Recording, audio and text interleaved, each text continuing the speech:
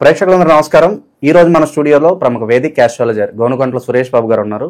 July మాసంలో మకర రాశి వారి పరిస్థితి ఏ విధంగా ఉండబోతుంది, ఎలాంటి పరిస్థితులు ఎదురవబోతున్నాయి గురుగారిని అడిగి తెలుసుకుందాం. నమస్కారం గురుగారు.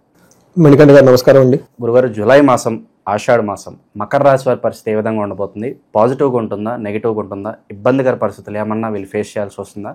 ఓవరాల్గా ఎలాంటి జాగ్రత్తలు తీసుకోవాలి, ఎలాంటి పరిహారాలు వీళ్ళు పాటించాలి గురుగారు?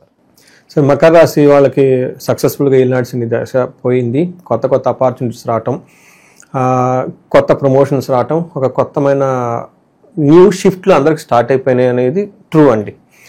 అయితే ఎక్కువగా నాకు ఫోన్లు చేస్తున్నారు, ఫైనాన్షియల్గా బాగా స్ట్రగుల్ అవుతున్నామండి. అంతకుముందు మేము అప్పులు చేస్తున్నాము, ఆ అప్పులకి ఇప్పుడు వడ్డీలు, అందుకని ఏలినాటి సీన్లో మనం ఏది చేస్తే అదే తిరిగి వచ్చిందండి. అప్పులు చేసి రొటేషన్ చేస్తే ఇప్పుడు వాళ్ళకి ఇబ్బందులు పడుతున్న వాళ్ళు చాలామంది ఉన్నారు. అది తప్పక మిగతా అన్ని విషయాలు అయితే ఏమవుతుందంటే ఆదాయం రావడం స్టార్ట్ అయింది, ఆపర్చునిటీ రావడం, ప్రమోషన్ స్టార్ట్ అయింది, దూకుడికి వెళ్ళిపోతున్నారు. అయితే ఈ జూలై మంత్లో కొంచెం ఆ దూకుడికి తగ్గించుకొని నిదానంగా వెయిట్ చేయాల్సిన పీరియడ్ వీళ్ళకి కొంచెం ఛాలెంజింగ్గా ఉంది. అది ఏందో మనం చూద్దాం. ఫస్ట్ మకర రాశి కనుక చూసుకుంటే ఇందులో ఉత్తరాషాఢ వీళ్ళకి 2, 3, 4 పాదాలు, శ్రవణం 1, 2, 3, 4 పాదాలు, ధనిష్ట 1, 2 పాదాలంతా మనకి మకర రాశిలో ఉంటారు. పేరు బలం కనుక చూసుకుంటే ఇందులో బో, జా, జీ, జూ, జే, జో, కా, గా, గీ అన్న లెటర్స్ అంతా కూడా మనకి మకర రాశిలో ఉంటారు. మనం గ్రహస్థితిని కనుక చూసుకుంటే బేసికల్గా ఒకే ఒక గ్రహం మారుతుందండి, సూర్యుడు మారుతూ ఉన్నాడండి. కానీ సూర్యుడు మారటంతో చాలా డైనమిక్స్కి చేంజ్ అయిపోతూ ఉన్నాయి అనమాట. అంటే 7వ ఇంట్లో 2 గ్రహాలు, అవి మంచి కాదు. సూర్యుడు 7వ ఇంట్లో మంచి చేయడు. అలానే 8th హౌస్లో కుజుడు ప్లస్ కేతు ఉన్నారండి. ఇది డెడ్లీ కాంబినేషన్ అండి. జ్యోతిష శాస్త్రంలో మండేన్ ఆస్ట్రాలజీ చాలా నెగటివ్ ఇంపాక్ట్ అండి. మనం చూసాం కదండి, ఫ్లైట్ యాక్సిడెంట్ కానివ్వండి, ఇవన్నీ అక్కడ దానివల్ల జరుగుతూ ఉంటాయి. అది వాళ్ళకి దీనికి సంబంధం లేదు. బట్ ఇండివిజువల్ లైఫ్లో కూడాను 4 గ్రహాలు మంచి ఫేవరబుల్ కండిషన్లో లేడు, గురువు కూడా మంచి ఫేవరబుల్ కండిషన్లో లేరు. కాబట్టి జూలై 15th నుంచి 25th ఒక 10 days జూలై వరకు చాలా కేర్ఫుల్గా ఉండటం ఎంతైనా అవసరము. అన్నీ కట్ చేసుకొని చాలా సైలెంట్గా ఉండాల్సిన టైం అయితే ఉందండి. ఇప్పుడు దాకా ఉన్న లాస్ట్ 3 months దూకుడు ఆపాల్సిన టైం అయితే వచ్చేసింది.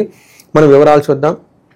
అయితే వీళ్ళకి లక్ ఏమంటారండి, ఆషాఢ మాసంలో ప్లస్ మీరు చెప్పిన శ్రావణ మాసం కూడా కలిసి ఉండటంతో ఆధ్యాత్మికంగా వీళ్ళు కనుక చేసుకోవాల్సిన పనులు చాలా ఉన్నాయి. ఒకటి, ఆషాఢ నవరాత్రులు ఖచ్చితంగా చేయాలండి వీళ్ళకి. రెండోది, ఎవరు చేయాలి? రియల్ ఎస్టేట్ వాళ్ళు. చాలామందికి రియల్ ఎస్టేట్ బిజినెస్ సరిగా లేవు, లాక్ అయి ఉన్నాయి. కంపల్సరీ ఒక సద్వినియోగం చేసుకోవచ్చు. తర్వాత వీళ్ళకి అగ్రికల్చర్ రిలేటెడ్ ఎవరైనా ఉన్నా వాళ్ళు చేసుకోవచ్చు. కోర్టు వ్యవహారాలు ఇలాంటి ఏమైనా ఉన్నా కానీ అనవసరంగా చాలామంది ఇబ్బంది పడుతున్నారన్నారండి. చాలామంది డైవర్స్లకి అప్లై చేసి భార్యాభర్తల మధ్య సరిగ్గా లేకుండా ఈ ఎక్కువ అయిపోయినాయండి, ఒకళ్ళను ఇబ్బంది పెట్టుకుంటా. ఇది మంచి టైం అండి ఎవరికైతే కోర్టు వ్యవహారాల్లో పర్టికులర్ డైవర్స్లు భార్యాభర్తల మధ్య అనుకూలత లేకుండా అనవసరంగా హింసించుకోవటం అండి ఈ కోర్టుల ద్వారా. అలాంటి వాళ్ళకి బ్రేక్ కావాలంటే ఈ ఆషాఢ నవరాత్రులు ఖచ్చితంగా చేసుకోవాలండి. గురువు ఎవరికైతే అనుకూలంగా లేరో గురు పూర్ణం ఉందండి. గురుకు శుశ్రూష అంటే సేవ చేయటం చాలా ఇష్టం. వాళ్ళకి వెళ్ళటం, చెప్పులు ఇవ్వటం, బట్టలు ఇవ్వటము, స్వీట్లు ఇవ్వటం, ఆశ్రమాలకు వెళ్ళటము, మఠాలకు వెళ్ళటము, భగవద్గీతలు కనుక చదువుకుంటూ ఉంటే గురువుకి రిలేటెడ్ చాలా ఆ రోజు మెడిటేషన్ చేసుకున్నా కానీ చాలా పవర్ఫుల్. అలాగే వీళ్ళకి పాఠాలు చెప్పిన టీచర్స్ ఉంటారు, వాళ్ళు ఒకసారి కలిసి వాళ్ళకని ఇచ్చినా కూడా బాగుంటుంది. అద్భుతం అండి, అసలు సూపర్ అండి.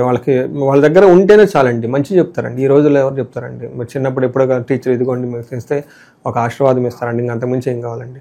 తర్వాత లాస్ట్లో మోస్ట్ ఇంపార్టెంట్ మనకి నాగుల పంచమి అని వస్తుందండి.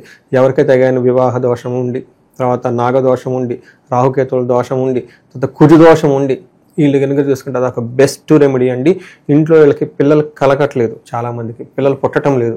అలాంటి వాళ్ళందరికీ ఈ డేట్ గుర్తుపెట్టుకొని, అంటే ఈ జూలై మాసంలో ఆధ్యాత్మికంగా చేయాల్సిన ముఖ్యమైనవి చాలా ఉన్నాయి. బయట ఇప్పటిదాకా దూకుడుగా వెళ్తూ లాస్ట్ 3-4 months ఉన్న వాళ్ళు కొంచెం ఆగి వీటి మీద కనుక మనసు పెడితే ముందంతా బాగుంటుందండి. మన డీటెయిల్స్ కనుక చూసుకుంటే సూర్యుడు వీళ్ళకి లఘుగోచారం ప్రకారం ఏమవుతాడు, తీర్థయాత్రలు కనుక చేస్తూ ఉంటే అందులో కొంచెం ఇబ్బందులు పడే అవకాశం ఎక్కువగా ఉంటుంది. కుజుడు వల్ల 8వ ఇంట్లో ఉండటం వల్ల మిక్స్డ్ రిజల్ట్ ఉంటుంది. కొంచెం డేంజరస్ సిచ్యువేషన్ వచ్చే అవకాశం ఎక్కువగా ఉంటుంది. శుక్రుని వల్ల పుత్రలబ్ధి ఉంటుంది. రాహు కేతులు వల్ల అంత అనుకూలంగా లేరండి. పర్టికులర్గా మనకి కుజ అండ్ కేతు కలిసి ఉండటం వల్ల బాడీలో పెయిన్స్, హార్డ్ వర్క్ చేయాల్సి వచ్చే అవకాశం ఎక్కువగా ఉంటుంది. 8వ ఇంట్లో కుజుడు ఉండటం వల్ల బ్లడ్కి రిలేటెడ్ ప్రాబ్లమ్స్ రావటం జాగ్రత్తగా ఉండాలి. ఈ ఒక్క విషయం తప్ప మిగతా విషయాలంతా బాగుందని మనం తెలుసుకోవాలి. 7వ ఇంట్లో సూర్యుడు ఉండటం వల్ల ఎప్పుడండి జూలై 15th ఎంటర్ అవటంతో ఏమవుతుందంటే సామంత జన విద్వేష ధారాపీడ సుతామయం ఉత్సాహ భంగ కార్యాణి గోచారస్తే సప్తమే రవు అని మనకి మహర్షులు సంస్కృతంలో చెప్పారు. దీని మీనింగ్ ఏంటంటేనండి సామంత జన విద్వేష, వీళ్ళ కింద ఉన్న ఎంప్లాయీస్ కానివ్వండి, హెల్పర్స్ కానివ్వండి, సపోర్టింగ్ పీపుల్ ఎవరైతే ఉన్నారో వీళ్ళని ద్వేషిస్తారంట. రెండోది ధారాపీడ సుతామయం అంటే స్పౌస్కి కానివ్వండి, పిల్లలకి కానివ్వండి ఏదో ఒక హెల్త్ ప్రాబ్లమ్స్ వచ్చే అవకాశం ఎక్కువగా ఉంది. అంటే వాళ్ళకి హెల్త్ ప్రాబ్లమ్స్ వచ్చేసి తద్వారా వీళ్ళు బాధపడుతూ ఉంటారు. ఉత్సాహ భంగకారిణి, ఎనర్జెటిక్గా ఏదైనా కనుక పని చేస్తూ ఉంటే ఏదో ఒక ఆటంకాలు వచ్చేసి ఉంటాయి. ఎప్పటిదాకా మకర రాశి వాళ్ళకి జుమ్ అని వెళ్ళిపోతూ ఉన్నారు కాబట్టి ఈ టైంలో బ్రేకులు పడే అవకాశం ఎక్కువగా ఉంది. ముందుగా గమనించుకొని మీరు కూడా స్లో డౌన్ అవ్వండి. లేదా ఇంటర్పర్సనల్ స్కిల్స్ పడుతుంది కదా, దేనికి ఇవ్వాల్సిన ప్రయారిటీ దానికి ఇవ్వాలి. మీరు ఏదో చేద్దాం అనుకొని ఇటు ఎలా ఇబ్బంది పెట్టక మీకు రాకుండా ఇబ్బంది పడిపోతూ ఉంటారు.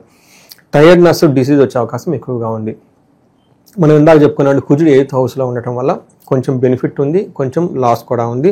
బట్ కుజుడితో పాటు కేతు కూడా యాడ్ అవడంతో 8th హౌస్లో దుస్థానంలో 8వ ఇంట్లో ఎన్ని గ్రహాలు ఉంటే అంత ప్రాబ్లం వీళ్ళకి క్రియేట్ అవుతుంది.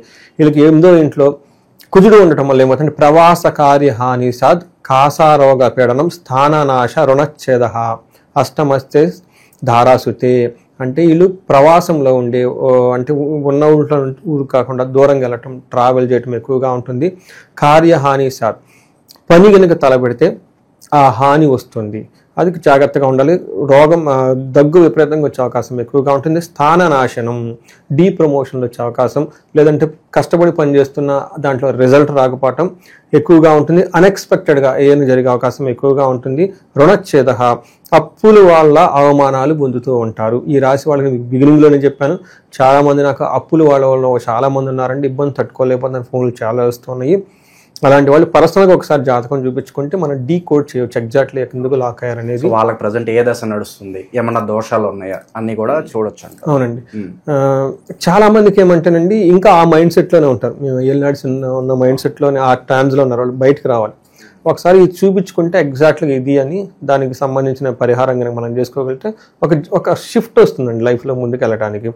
తర్వాత అయితే ధనం బాగుంటుందండి, అనుకున్న పని అయితే సక్సెస్ చేసుకుంటారు ఏదో ఒక విధంగా. ఇది మనకి కుజుడు వల్ల ఉండేది.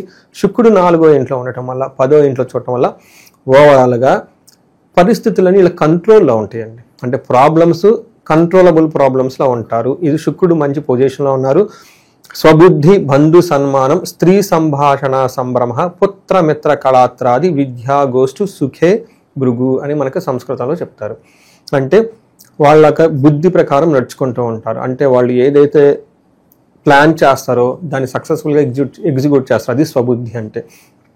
తర్వాత బంధు సన్మానం, బంధువుల నుంచి చక్కగా రెస్పెక్ట్ వస్తుంది. లేడీస్తో చక్కగా మాట్లాడుతూ ఉంటారు. ఇది రాసి వాళ్ళు లేడీస్ అయితే జెంట్స్తో చక్కగా మాట్లాడి ఒక సెలబ్రేటెడ్ వాతావరణంలో ఉంటారు. పుత్రుల ద్వారా మిత్రుల ద్వారా చక్కగా మాట్లాడి వీళ్ళకి కావాల్సినవి చేసుకుంటూ ఉంటారు. మనం కనుక చూసుకుంటే ఫైనాన్షియల్ ఫ్లో బాగుంటుంది, ఆఫీస్ రిలేటెడ్ వర్క్స్లో కూడా బాగుంటుంది. వీళ్ళకి మనం గమనించుకోవాల్సింది కుజుడు సూర్యుడు ఈ 4 గ్రహాలు ఇబ్బందిగా ఉన్నాయి కాబట్టి ఆ 2 విషయాలు జాగ్రత్తగా ఉంటే మిగతా అన్ని విషయాల్లో బాగుంటుందండి. గురుగారు, అలాగే ఈ రాశిలో ఏ నక్షత్రాలు ఉంటారో పర్టికులర్గా వాళ్ళకి ఎలా ఉండబోతుంది? ఇందులో ఉత్తరాషాఢ, శ్రవణం, ధనిష్ట. శ్రవణం కంప్లీట్ 4 పాదాలు ఇందులోనే ఉంటాయండి. వీళ్ళకి కనుక చూసుకుంటే ఉత్తరాషాఢ నక్షత్రం వాళ్ళకి రాజ్య లాభము, ప్రమోషన్స్ వచ్చే అవకాశం ఎక్కువగా ఉందండి. తర్వాత అయితే దరిద్రము, అతి భయము 2 నెగిటివ్గా ఉన్నాయి. అంటే ఫైనాన్షియల్గా చాలా ఇబ్బంది పడతారు, అతిగా భయపడుతూ ఉంటారండి. తర్వాత శ్రవణం నక్షత్రం వాళ్ళకి వీళ్ళకి ధనప్రాప్తి బాగుంది, లాభప్రదంగా ఉంటుంది, ప్రమోషన్స్ కూడా వచ్చే అవకాశం ఎక్కువగా ఉంది. అయితే ఛాలెంజెస్ ఎక్కడ ఏంటండి, అయితే వీళ్ళకి భయము, దరిద్రము 2 నెగిటివ్ ఛాలెంజెస్ ఎక్కువగా ఉన్నాయి. ఈ 2 విషయాలు ఎక్కువగా ఉన్నాయని గమనించుకోవాలి. అయితే ఉత్తరాషాఢ నక్షత్రం వాళ్ళకి గాయాలయ్యే అవకాశం ఎక్కువగా ఉంటుంది. సూర్యుడు ఉత్తరాషాఢ నక్షత్రంలో ఉన్నారు కాబట్టి లత్త ఉండటం వల్ల శరీరానికి గాయాల అవకాశం ఎక్కువగా ఉంటుంది. ఈ రాశి వాళ్ళు జూలై 20th నుంచి మంత్ ఎండ్ వరకు కొంచెం కేర్ఫుల్గా ఉండాల్సిన నక్షత్రంలో ఉత్తరాషాఢ నక్షత్రం అండి. గురుగారు, ప్రజెంట్ ఇది ఆషాఢ మాసం కాబట్టి ఎలాంటి పరిహారాలు చేసుకోవడం వల్ల వీళ్ళ పరిస్థితి ఇంకా మెరుగవుతుంది అంటారు గురుగారు?